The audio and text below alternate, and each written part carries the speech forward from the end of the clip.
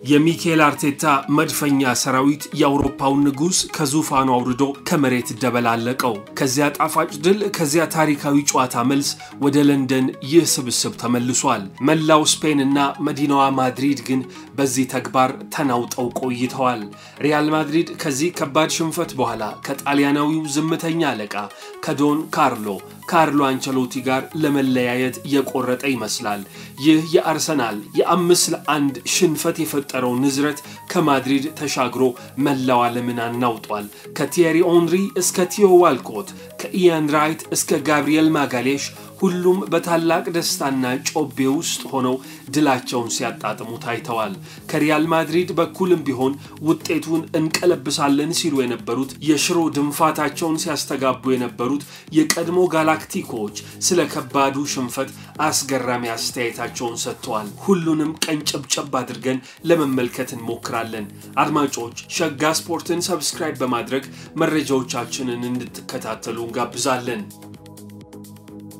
ስፔን መዲናዋ ማድሪድ እና መላ ከተማዋ እንዲሁ ተጫዋቾቿና የቀድሞ ኮከቦቿ ሳይቀር ሳምንቱ ሙሉ ከኤምሬትስ የ3-0 ሽንፈት በኋላ ከአንደበታቸው አልወጣ ያለ አንድ ቃል ነበረ ለሚሊዮኖች ጊዜ ይህንን ሲያስተጋቡ ቆይተዋል ሪሞንታዳ ይህ ቃል የእንግሊዘኛው መዝገበ ቃል ካምባክ ሲል ይፈታዋል በአማርኛ መመለስ ዳግም ማንሰራራት ዳግም መቀልበስ እንደማለት ነው ታዲያ ይህ ሁሉ ድንፋታ ያንን ሁሉ ፉከራ ያንን ሁሉ የስነ ልቦና ጦርነትና ዛቻ ማድሪድ የ3-0 ሽንፈቱን በሜዳው ቀልብሶ ወደ ቀጣዩ ዙር ግማሽ ፍጻሜ እንሸጋገራለን ለማለት ነበረ ከላይ የስታዲየሙን ጣሪያ ዘግተን ከስር ከ80,000 ተመልካቾች የሚወጣ ጩኸትና በጋላክቲኮ ስብስብ የተሞላው የነ ቪኒሲየስ ጁኒየር ኬሊያን ኤምባፔ የሮድሪጎና ጁድ ቤሊንግሃም ስብስብ ታግዘን አርሰናልን አፈራርሰን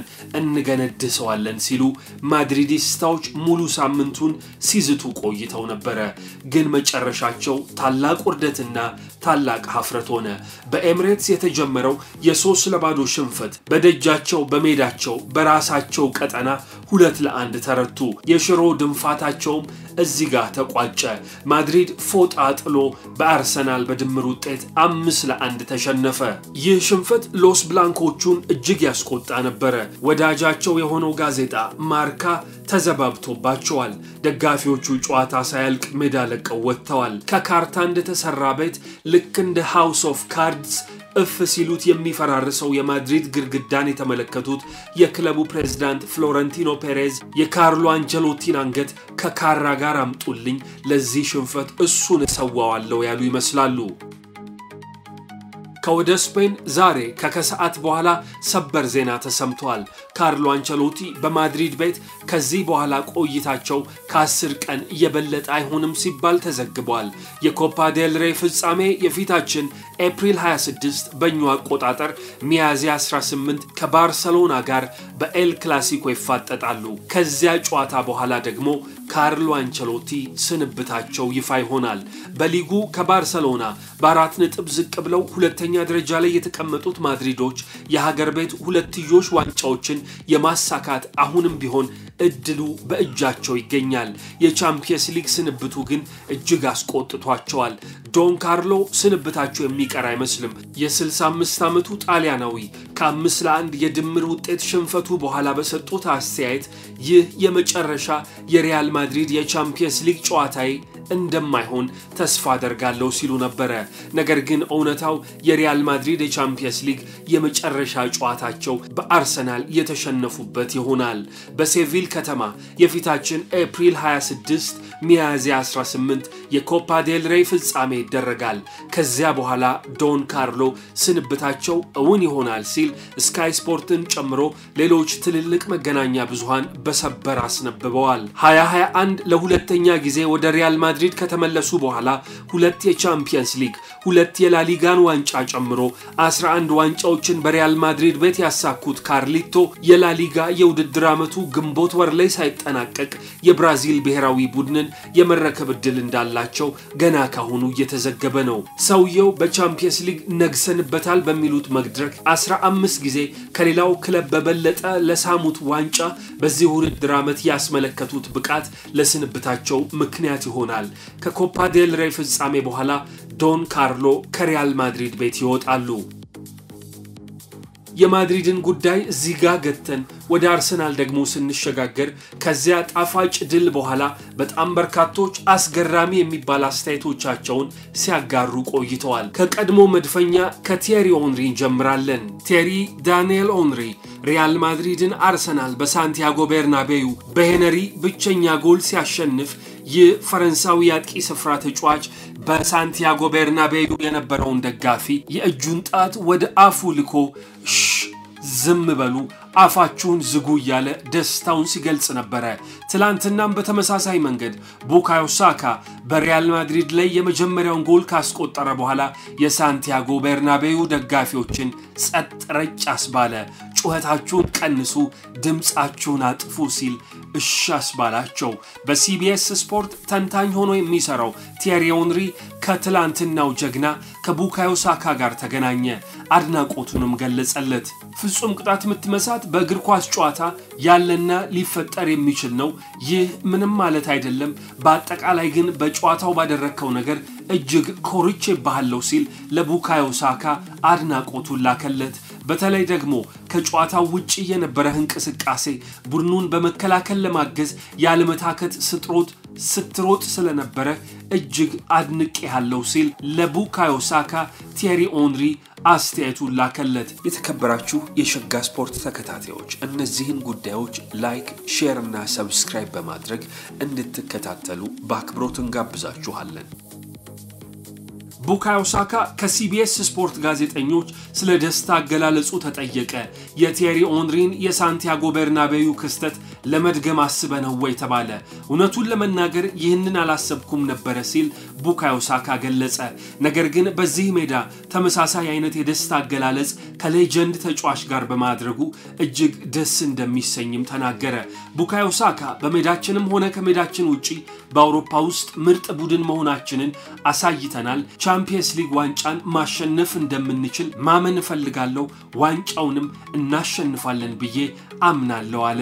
ይህ እንግሊዛዊ የመስመር አጥቂ በጨዋታው ፍጹም ቅጣት ምት አግኝቶ በቲባ ኮርቱዋ ላይ ፓኔንካ ሞክሮ በቺፕ ላይ አስቆጥር ቢጥርም ነገር ግን ቤልጂየማዊው ግዙፍ ግብ ጠባቂ ተቆጣጥሮት ኳሷ ከመረብ ሳትገናኝ ቀርታ ነበር። ነገር ግን በዚህ እንቅስቃሴ ተስፋ ሳይቆርጥና ሳይሰበር ቡካዮ ሳካ በጨዋታው የመጀመሪያ የሆነውን ጎል ለአርሰናል አስቆጥሯል። በነገራችን ላይ ይህ ተጫዋች ወደ መልበሻ ክፍል የመጀመሪያው አጋማሽ ተጠናቆ ሲገባ በሪያል ማድሪድ የመስመር ተከላካዩ ዳኒ ካርቫሃል ሲተነኮስም ታይቷል። ዳኒ ካርቫሃል ቡካዮ ሳካን ወደ መልበሻ ክፍሉ በሚገባበት አቅጣጫ በማምራት ተጫዋቹን ሲተነኩሰውና ለጸብ ሲጋበዘውም ታይቷል። ቡካዮ ሳካ ከጨዋታው መጠናቀቅ በኋላ ከብራዚላዊው ኮከብ ከቪኒሺየስ ጁኒየር ጋር ማሊያ ሲቀያየርም ታይቷል። በሁለቱ የደርሶ መልስ ጨዋታዎች የጨዋታው ኮከብ ተብሎ የተመረጠው ዴክላን ራይስ ሪያል ማድሪድ ከምባክ እንደሚያደርጉ ብዙ ወሬዎችን ሲናገሩ ነበር። ምክንያቱም ከዚህ ቀደም ደጋግመው አድርገውት ነበር። ነገር ግን ከመጀመሪያውም ጨዋታ በኋላ ወደዚህ ለመምጣት በቂ እምነትና በራስ መተማመን እንዳለን እናውቃለን፣ እንደምናሸንፍም እርግጠኛ ነበርኩኝ ሲል አስተያየቱን ሰጥቷል። ከ16 ዓመት በኋላ በቻምፒየንስ ሊግ የግማሽ ፍጻሜ ጨዋታ አርሰናል እንዲካፈል ያደረገው የዚህ ቡድን ዋና ቀማሪና ታክቲሽያን ሚኬል አርቴታ ከጨዋታው መጠናቀቅ በኋላ የቀድሞ አለቃውን አመስግኗል። ሚኬል አርቴታ ከፔፕ ጓርዲዮላ ጋር ከጨዋታው አስቀድሞ ማለዳውን ስልክ እንደተደዋወሉ ጭምር አስተያየቱን ሰጥቷል። ክብሩን አሰልጣኝ ፔፕ ጓርዲዮላ ይውሰድ ሲልም ተሰምቷል። ምክትል አሰልጣኙ ያደረገኝ እሱ ነው፣ እርሱ አራያዬ ነው፣ ዛሬ የተፈጠረው ነገር ሁሉ የተፈጠረው በርሱ ምክንያት ነው ሲል ፔፕ ጓርዲዮላን አመስግኖታል። እሱ ላደረገልኝ ነገር እኔ አመስጋኝ ነኝ ሲል ሚኬል አርቴታ ለፔፕ ጓርዲዮላ ከልብ የመነጨ ምስጋናውን ልኳል። ከካርሎ አንቸሎቲ ጋር በነበረው ቆይታ ዋንጫውን እንደምናነሳ ነግረውኛል ሲል ሐሳቡን አጋርቷል። አሰልጣኝ ካርሎ አንቸሎቲ አሁን አርሰናል ዋንጫውን እንዲያነሳ እፈልጋለሁ ብሎ ሐሳቡን ሰጥቶኛል ሲል ሚኬል አርቴታ ተናግሯል። ሚኬል አርቴታ ይህ የትላንቱ ድል በህይወት ዘመኔ ያሳካውት ምርጡ ምሽት ሲልም አሞካሽቶታል። በነገራችን ላይ የአርሰናልን የቻምፒየንስ ሊግ ዋንጫን የማሸነፍ ትንበያ ኦፕታ ስታትስ ያስቀምጥ ከዚህ በኋላ ከቀሩት ከአራቱ ክለቦች የተሻለ ዋንጫውን የማሸነፍ ድል የያዘው አርሰናል ሆኗል። ከፓሪስ ሰን ዠርመን ጋር በግማሽ ፍጻሜ የሚካፈለው ክለብ ዋንጫውን የማሸነፍ ድሉ 28.7% ሆኖ ተቀምጧል። ሁለተኛ ላይ ኢንተር ሚላን 25.5%፣ ፓሪስ ሰን ዠርመን 24.0%፣ ባርሴሎና ደግሞ 21.8% ከዚህ በኋላ የቻምፒየንስ ሊግ ዋንጫን የማሸነፍ ድል እንዳላቸው የኦፕታ ሱፐር ኮምፒውተር ተንብዮአል። የአርሰናል ወጣቱ የመስመር ተከላካይ ማይልስ ሉዊስ ስኬሊ በኢንስታግራም ገጹ የሪያል ማድሪዱን ተከላካይ ሩዲገርን ሸንቆጥ አድርጎታል። በጨዋታ አጋጣሚ በሽሽቱ መሃል ረግጦት ያለፈው ሩዲገር ቅጣት ሳያገኘው አልፏል። ከጨዋታው መጠናቀቅ በኋላ ከጁድ ቤሊንግሃም ጋር ስለተፈጠረው ጉዳይ የተጠየቀው ሉዊስ ስኬሊ ከምባክ እናደርጋለን ያሉትን እንዴት አደረጋችሁት ብዬ ሄጄ ስጠይቀው እጄን ዘርግቼ ለመጨበጥ ሞክርም ጁድ ቤሊንግሃም ግን ፍቃደኛ ሳይሆን ሳይጨብጠኝ ቀርቷል ብሏል። ጁድ ቤሊንግሃም ደግሞ በጨዋታው ላይ ስለተፈጠረው ክስተት በኢንስታግራም ገጹ በክፉም ሆነ በጥሩ ጊዜ ሃላ ማድሪድ ሲል ለደጋፊዎች መልእክቱን ልኳል። የቀድሞ የሪያል ማድሪድ ጋላክቲኮ የእንግሊዝ ብሔራዊ ቡድን ተጫዋች የነበረው የማንቸስተር ዩናይትዱ ኮከብ ዴቪድ ቤካም ስለ አርሰናልና ስለ ማድሪድ ጨዋታ ምን እንደተሰማው አስተያየቱን ተጠየቀ። እንደውነቱ ከሆነ ማድሪድ ውጤቱን ይቀለብሳል የሚል ግምት ነበረኝ። እኔ ብቻ ሳልሆን ብዙ ደጋፊዎች እንደኔ ገምተው ነበር። ነገር ግን አርሰናል በሁለቱም ጨዋታ ጥሩ ውጤት በማምጣቱና በማሸነፉ የሚገባውን ድል አስመዝግቧል ሲል ለአርሰናል እውቅናውን ሰጥቷል። በጉዳት ምክንያት እስከ ውድድር ዓመቱ መጨረሻ ድረስ ለአርሰናል ግልጋሎት የማይሰጠው ጋብሪኤል ማጋሌሽ በማህበራዊ ትስስር ገጾቹ ለአርሰናል የማሸነፊያውን ጎል በጨዋታው ያስቆጠረው የጋብሪኤል ማርቲኔሊን ክስተት እጅግ ከፍ ባለ የደስታ ስሜት ውስጥ ሆኖ ሲገልጽ ተመልክተናል። ሌላኛው የቀድሞ የአርሰናል ሌጀንድ ኢያን ራይትም ቢሆን እንደዚሁ ከፍ ባለ ደስታ ውስጥ ሆኖ የአርሰናልን ድል እያጣጣመ አምሽቷል። የቀድሞ የአርሰናሉ ተጫዋች ቲዮ ዋልኮት ወደ ቤርናቤዩ መሄድ የትኛውንም ውጤት ይዞ መምጣት ያውም ደግሞ እንደዚህ ባለ መንገድ ማሸነፍ ይሄ ታሪክ ነው ሲል አስተያየቱን ሰጥቷል። ሚኬል አርቴታ ታሪክ እየሰራ ነው፣ ታሪክ መስራቱንም ይቀጥላል በማለት ለሚኬል አርቴታና ለአርሰናል ያለውን አድናቆቱን ገልጿል። አርሰናል ብዙ ተፎክሮባቸዋል፣ ብዙ ተዝቶባቸዋል፣ ብዙም ተብሎባቸዋል።